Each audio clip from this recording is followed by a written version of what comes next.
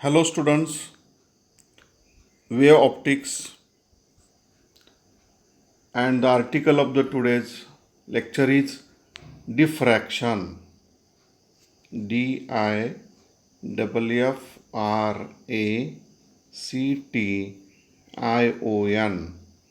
Diffraction. Students आपण आत्तापर्यंत refraction of light, polarisation of light, interference of light हे लाईटचे फिनॉमिना अभ्यासलेले आहेत.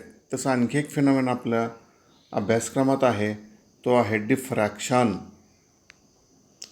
डिफ्रॅक्शन म्हणजे काय हे समजण्यासाठी आपण साध्या डायग्राम तयार करूयात. आपण म्हणूयात आपल्याकडे हा एक सोर्स आहे, हा एक ऑब्स्टॅकल आहे त्याच्या मार्गात, आणि हा एक स्क्रीन आहे. सोर्सपासून निघालेला लाईट रे सरळ जातो आणि ह्या ऑब्स्टॅकलची एवढ्या भागात शॅडो तयार करतो. त्याला आपण जॉमेट्रिकल शॅडो असं म्हणू. Geometrical shadow. त्याच्या उलट दुसरी फिगर घेऊयात. हा सोर्स आहे, ही एक स्लीट आहे, परत हा स्क्रीन आहे. सोर्सपासून येणारा लाईट रे सरळ जाणार आहे.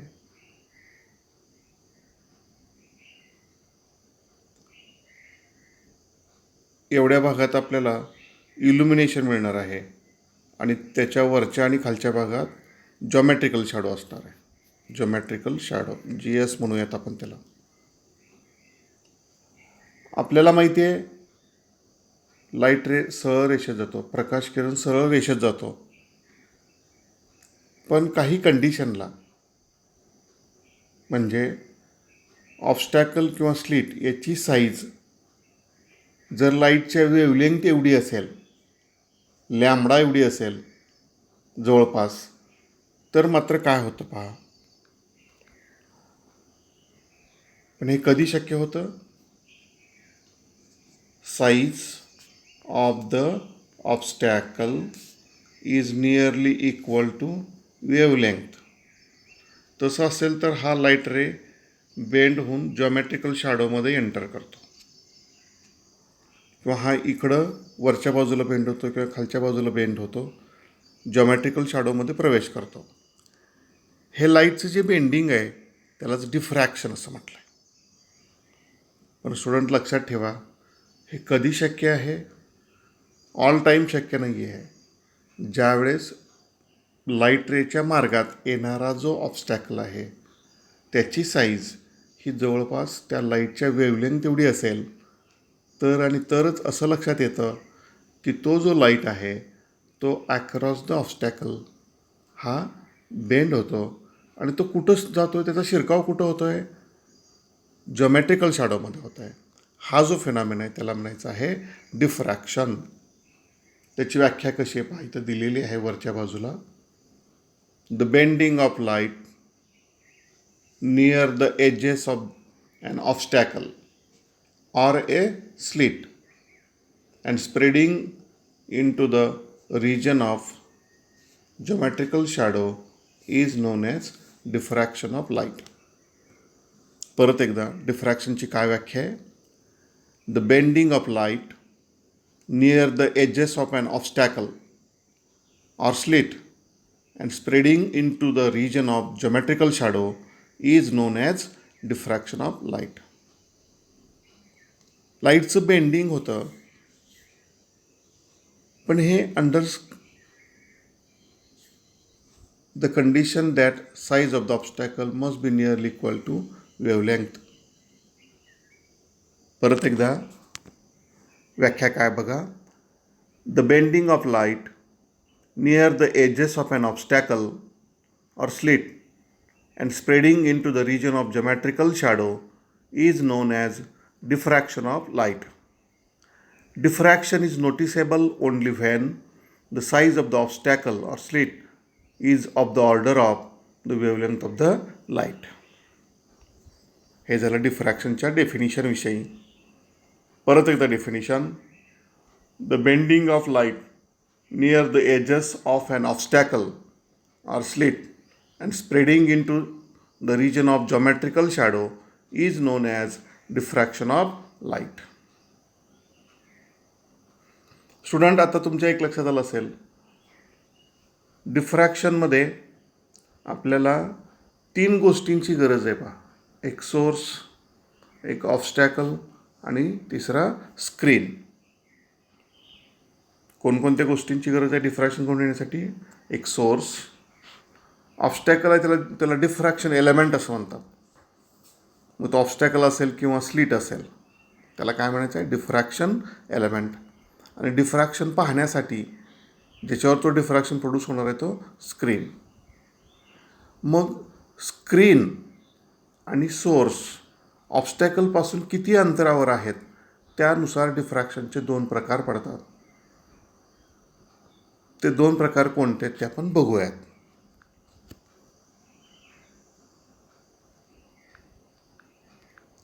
Types of diffraction.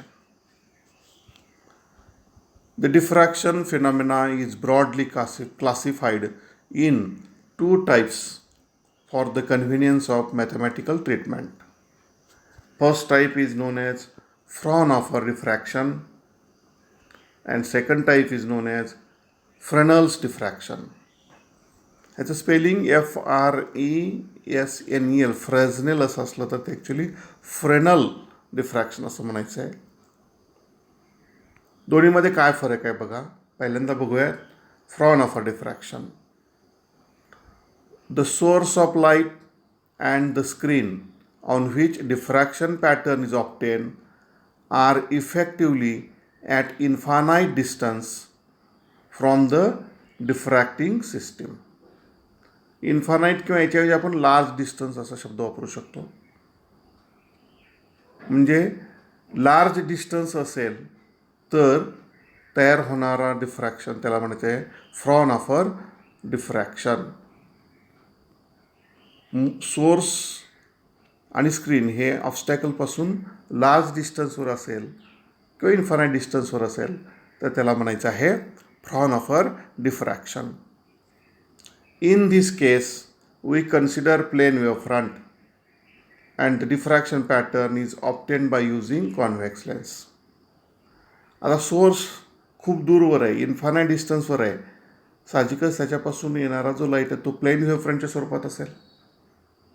आणि त्याचबरोबर इथं जो डिफ्रॅक्शन पॅटर्न आहे तो प्लेन वेव्हफ्रंटच्या स्वरूपात लाईट आहे आणि मग तो ऑब्झर्व करण्यासाठी, स्क्रीनवर ऑब्झर्व करण्यासाठी तो पॅरलल लाईट एकत्र आला पाहिजे, त्यासाठी कॉन्व्हेक्स लेन्सची गरज आहे.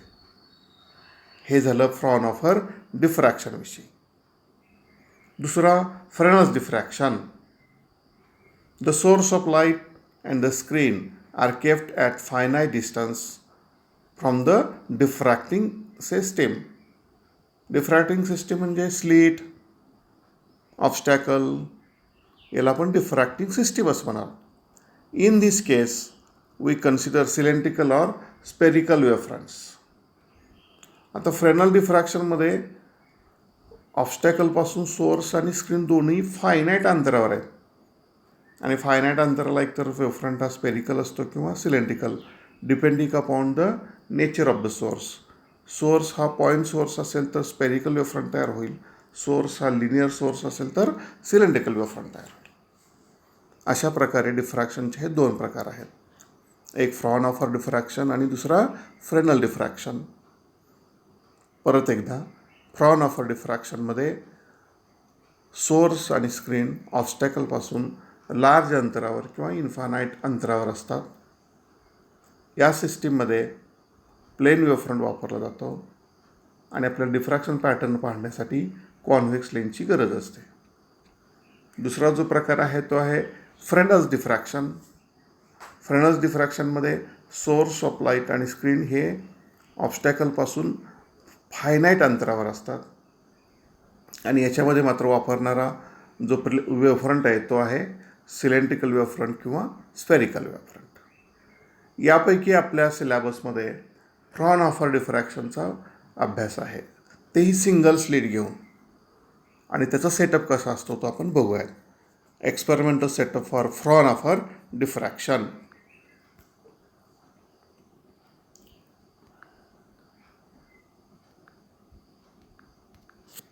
Experimental setup for Fraunhofer diffraction. Fraunhofer डिफ्रॅक्शनमध्ये लक्षात ठेवा, सोर्स आणि स्क्रीन इन्फानाईट किंवा लार्ज डिस्टन्सला पाहिजे. आता इथं फिगरमध्ये तर ते जवळ दिसत आहेत, पण एक लक्षात घ्या, त्यासाठी काय केलं आहे, हा लाईटचा सोर्स आहे, त्याच्यापासून बाहेर पडणारा लाईट हा डायव्हर्जिंग नेचरचा आहे, म्हणजे स्पेरिकल वेव्हफ्रंटच्या स्वरूपातला आहे, अशा प्रकारे आहे. पण आपल्याला तर पाहिजे प्लेन वेव्हफ्रंट, आणि म्हणून त्याच्या मार्गात इथे एक लेन्स ठेवला आहे. ह्या लेन्समुळं कन्व्हर्जिंग लाईटचं रूपांतर पॅरल लाईटमध्ये होतं. येथे लक्ष स्टुडंट्स, म्हणजे आपल्यासाठी हा सोर्स लार्ज डिस्टन्सवर ठेवल्यासारखा आहे. आता हा जो प्लेन वेव्हफ्रंट तयार झाला तो ए बी ह्या स्लिटवरती घेतात. इथं ए बी ही स्लिट आहे पहा, त्याचा सेंटर ओ आहे. एकदा का हा वेव्हफ्रंट ए बी ह्या स्लिटवर आला की ह्याचे दोन भाग झालेले दिसत आहेत पहा. सरळ जाणारा लाईट रे आणि बेंड झालेला लाईट रे. परत हे सर्व लाईट रे एकमेकाला पॅरलल आहेत, त्यांना कन्व्हर्ज करणं, त्यांना फोकस करणं गरजेचं आहे, आणि म्हणून इथे एम हा दुसरा परत लेन्स वापरला आहे. पहिल्या लेन्सचं काम काय होतं, कन्व्हर्जिंग लाईटचं रूपांतर पॅरलल लाईटमध्ये करणं. दुसऱ्या लेन्सचं काम काय आहे, पॅरलल लाईटचं रूपांतर कन्व्हर्जिंग. म्हणजे हा स्क्रीन आपल्याला जरी दिसताना फायनाईट डिस्टन्सवर दिसत असला तर तो जवळ काही लार्ज डिस्टन्सला आहे, अशा प्रकारे रचना होते.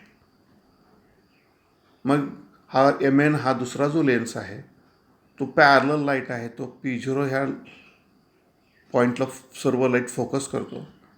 तसं जो लाईट डिफ्रॅक्शनमुळं बेंड झाला आहे तो पण पॅरललच आहे, तो लाईटसुद्धा पॅरलल लाईटच आहे, पण त्याचं बेंडिंग होते. म्हणजे हा सरळ जाणारा लाईट आणि हा बेंड झालेला लाईट, याच्यामधला हा जो अँगल आहे तो थीटा एवढा असतो. मग हा जो सर्व बेंड झालेला लाईट आहे, हे सर्वांचं फोकसिंग पी ह्या पॉईंटला होतं. आता ह्या दोन पॉईंटमध्ये फरक काय आहे स्टुडंट्स, P0 ह्या पॉईंटला येणारा सर्व लाईट सारखं अंतर कव्हर करतो, म्हणून त्याचा पाथ डिफरन्स 0, आणि म्हणून P0 ह्या ठिकाणी आता डिफ्रॅक्शनमुळं बेंडिंग झालं, पण अनेक लाईट वेव्ज एकत्र आले की इंटरफरन्स होतो. म्हणजे इथं दोघांचं रिलेशन आहे पहा. डिफ्रॅक्शनमुळं बेंडिंग एवढंच फक्त रिस्पॉन्सिबल, लाईटच्या बेंडिंगला रिस्पॉन्सिबल डिफ्रॅक्शन फेनॉमेना, पण लाईट एकत्र आलं की परत इंटरफरन्स तयार होतो. मग P हा 0 या ठिकाणी अनेक लाईट वेव्ज एकत्र आल्या आणि त्यांचा पाथ सारखा आहे, म्हणजे पाथ डिफरन्स 0 आहे. आणि आपल्याला माहिती आहे पाथ डिफरन्स जर 0 असेल तर त्या ठिकाणी कन्स्ट्रक्टिव्ह इंटरफरन्स तयार होतो आणि मिळणारा पॉईंट हा ब्राईट पॉईंट असतो. म्हणजे P0 हा ब्राईट पॉईंट आहे.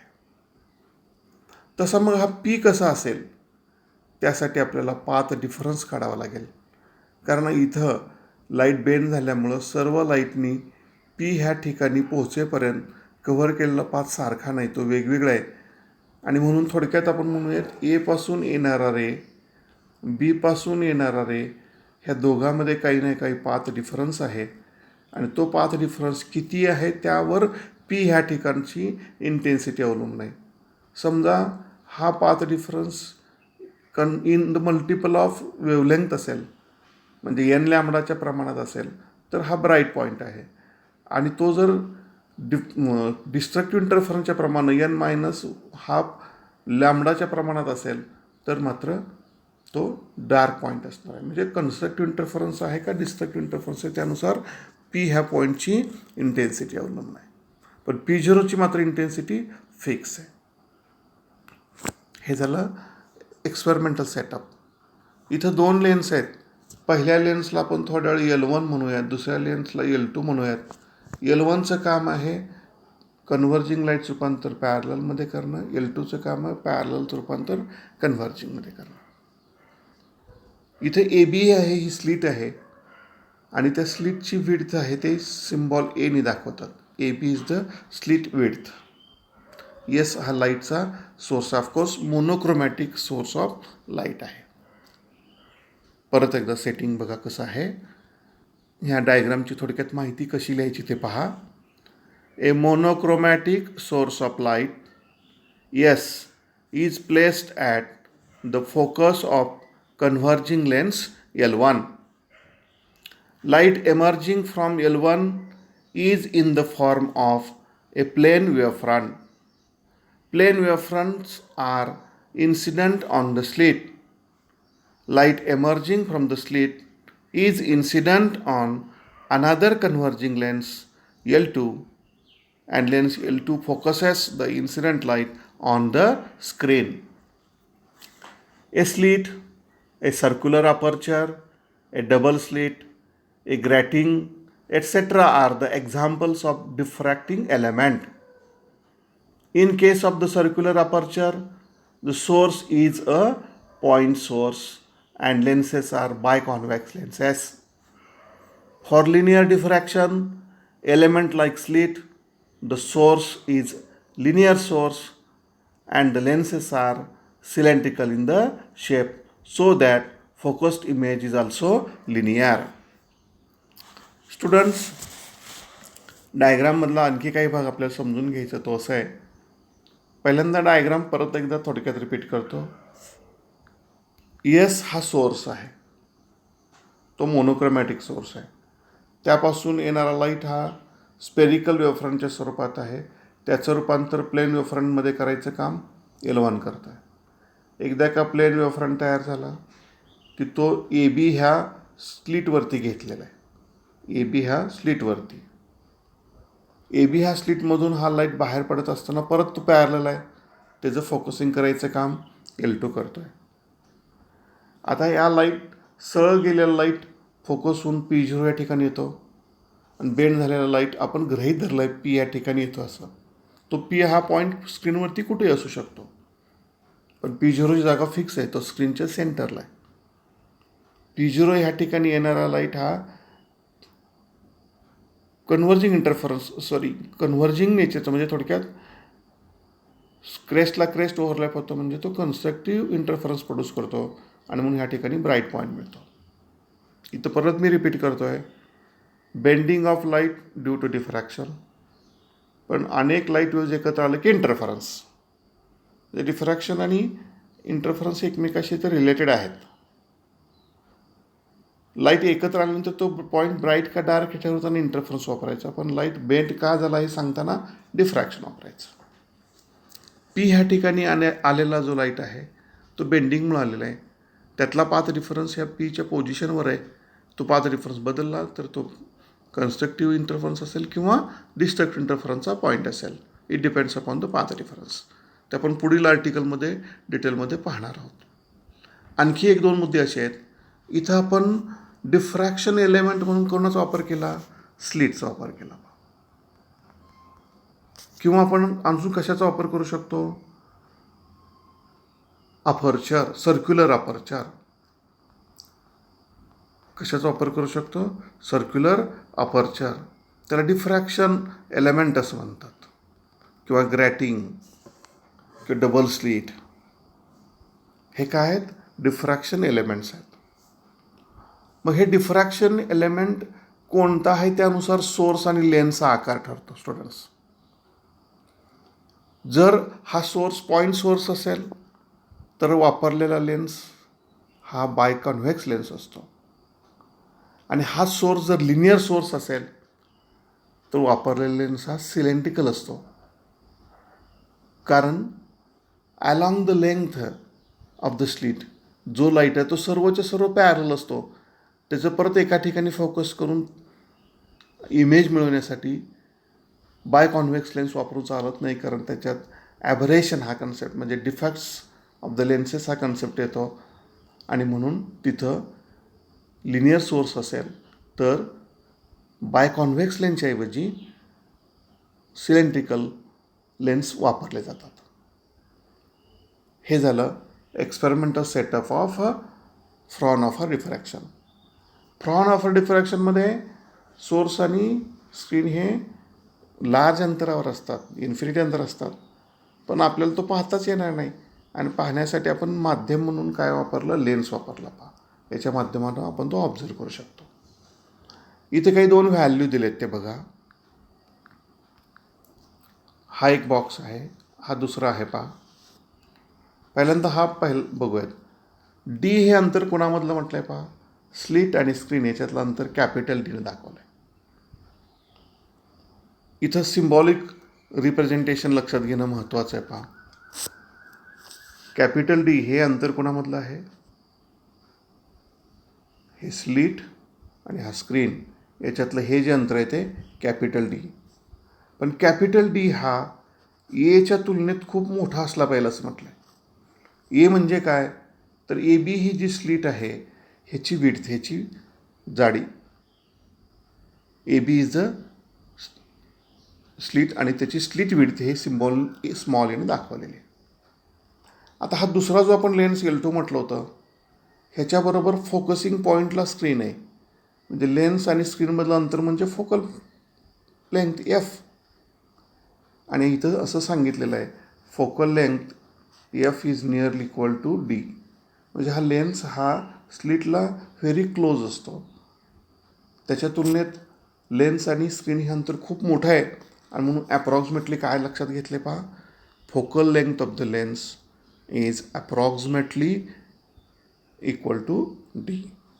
पण D is very very large as compare to A. A म्हणजे स्लिट विड्थ. काही नोट्समध्ये पुस्तकामध्ये स्लिट विड्थ स्मॉल डीनं पण दाखवली जाते. इथं मात्र आपल्या पुस्तकात स्लिट विड्थ ए ह्या सिम्बॉलनी दाखवलेली आहे. हे सेटअप कसं असतात हे कळण्यासाठी याच्यावरती रे डायग्राम काढा. म्हणजे 2 मार्काला प्रश्न असतो बऱ्याच वेळा, draw NEET label ray diagram of experimental setup of frown of diffraction असं म्हटलं असेल त्यावेळेस आपली डायग्राम काढायची आहे. आणि स्टुडंट लक्षात ठेवा, ज्यावेळेस आपण कुठली डायग्राम काढतो त्याला जोडून लेबल्स काढायला विसरायचे नाहीत. इथे लेबल्समध्ये काय येऊ शकतं, एस म्हणजे काय, कॅपिटल डी म्हणजे काय, ए बी म्हणजे काय. एस म्हणजे मोनोक्रोमॅटिक सोर्स, ए बी म्हणजे स्लिट, कॅपिटल डी म्हणजे distance between slit and screen, याला म्हणायचं लेबलिंग. आता प्रत्यक्ष हा एक्सपेरिमेंट कसा आहे तो बघूयात.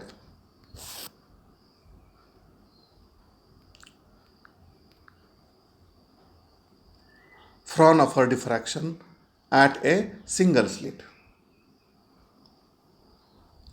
डबल स्लिट घेता येतं, मल्टिपल स्लिट घेता येतं, पण आपल्या अभ्यासक्रमात फक्त सिंगल स्लिटचा अभ्यास आहे. परत एकदा फिगर बघूयात. आता इथं पॅरलल वेव्हफ्रंट कसा तयार होतो वगैरे हे दाखवलेलं नाही, हे आपण अगोदरच्या सेटअपमध्ये अभ्यासलेलं आहे. त्यामुळे इथं डायरेक्ट काय दाखवलं आहे बघा, ए म्हणजे स्लिट विड्थ, ती ए बी ह्या स्लिटवरती पडलेली आहे लाईट. ए बी ह्या स्लिटचा ओ हा सेंटर आहे.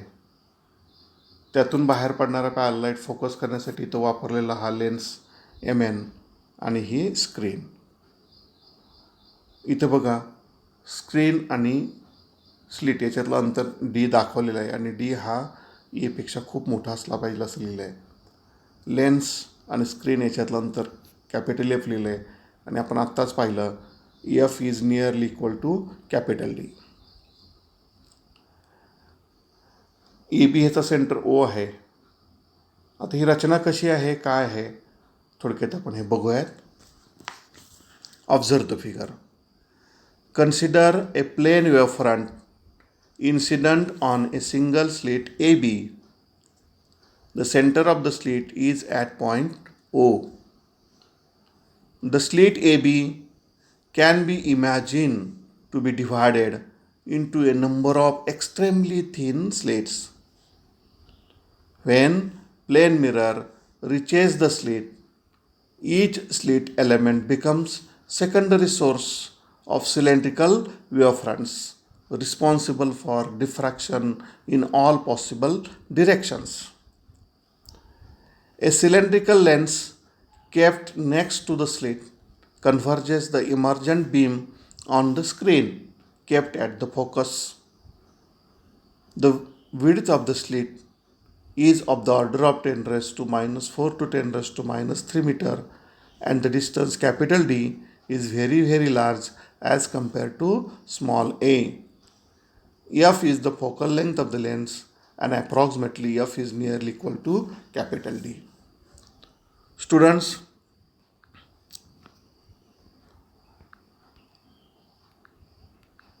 आपण फिगरमध्ये आत्ता जे पाहिलं, जे ऑब्झर्व केलं, ते परत एकदा थोडक्यात रिपीट करूयात. काय म्हटलंय बघा, लाईट कुठं पडलेला आहे? सिंगल स्लिट ए बी वरती आणि त्याचा सेंटर ओ आहे. इथे एक महत्त्वाचं इमॅजिनेशन आहे पहा. The slit can be imagine to be divided into number of extremely thin slits. म्हणजे बघा, ही स्लिट आहे एवढी, ह्याचे आपण छोटे छोटे असे भाग करणार आहोत आणि प्रत्येक छोटा भाग स्मॉल एलिमेंट सेकंडरी सोर्स म्हणून काम करणार आहे.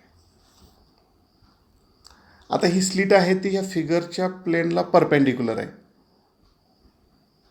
आपण ते समोरून पाहिलं असता, समोरून हा समजा समोरून फ्रंट व्ह्यू पाहिला असता तर ही स्लिट ही अशी आहे, पण आपल्याला दाखवता येत नाही कारण आपण पाहताना कसं पाहतोय? बाजूनं, ह्या बाजूनं पाहतो आहोत आणि म्हणून स्लिट फक्त एक याची ही विड्थ दाखवली पहा. हा पार्ट दाखवला आहे फक्त इथं. इथे लक्षात हे इमॅजिनेशन. मग ज्यावेळेस ह्याच्यावर पॅरलल लाईट पडेल त्यावेळेस हे प्रत्येक एलिमेंट हा सेकंडरी सोर्स म्हणून काम करतो आणि त्यांनी इमिट केलेल्या ज्या वेव्ज आहेत त्याला फोकस करण्यासाठी याच्या समोर आपण ठेवलेला आहे तो सिलेंड्रिकल लेन्स आहे. तो एम एन म्हणून दाखवला आहे आणि त्याचं फोकसिंग स्क्रीनवरती होत आहे. आता हा डिफ्रॅक्शन पॅटर्न व्यवस्थित मिळण्यासाठी काही कंडिशन्स आहेत. ती पहिली कंडिशन आहे ए, ह्याची साईज, हे अंतर 10⁻⁴ to 10⁻³ मीटर एवढं असायला पाहिजे. इतकं कमी आहे पहा ते. स्लिट नॅरो असली पाहिजे. कारण आपण म्हटलं आहे पहा, डिफ्रॅक्शन कधी शक्य आहे? Size is nearly equal to wavelength आणि म्हणून 10⁻³ to 10⁻⁴ मिलीमीटर एवढ्या साईजचाच हा ए बी असेल तर आणि तरच डिफ्रॅक्शन होतं आणि तर होत नाही. डी हा मात्र खूप मोठा आहे. तो 1 मीटर ते 10 मीटर एवढं अंतर असतं तर आणि तर डिफ्रॅक्शन पॅटर्न आपल्याला पाहायला मिळतो. स्टुडंट्स, आपल्याला याचं डिटेल मॅथमॅटिकल जे एक्सप्लेनेशन अभ्यासाचं आहे ते आपण वेगळ्या स्वतंत्र पिरियडला अभ्यासू. आत्ता फक्त आपण एक्सपेरिमेंटल सेटअपची माहिती घेतली आहे. Frown-offer diffraction at single slit. तुम्हाला ही डायग्राम स्वतः काढून बघावी लागेल, त्याची प्रॅक्टिस करावी लागेल. डायग्राम काढत असताना तुमच्या वहीमध्ये ज्या रेषा आहेत त्याचा थोडा आधार घ्यायचा, म्हणजे पॅरलल रेस काढायला सोपं होतं. आणि इथं बेंडिंग वगैरे कसं होतं, काय होतं, तो थिटा अँगल कुठं दाखवलेला आहे, हे अक्षरं थोडी लहान आहेत ते काळजीपूर्वक बघा. परत स्लिटचे इथं 2 भाग करून दाखवले आहेत, त्याला एकाला A/2 दुसऱ्याला A/2 म्हटलं आहे. आणि मग फिगरची जॉमेट्री वापरून आपण मगाशीच पाहिलं की P0 या ठिकाणी ब्राईट पॉईंट असणार आहे, पण P ह्या ठिकाणी काय असणार ते पाथ रिफरन्सवर अवलंबून आहे.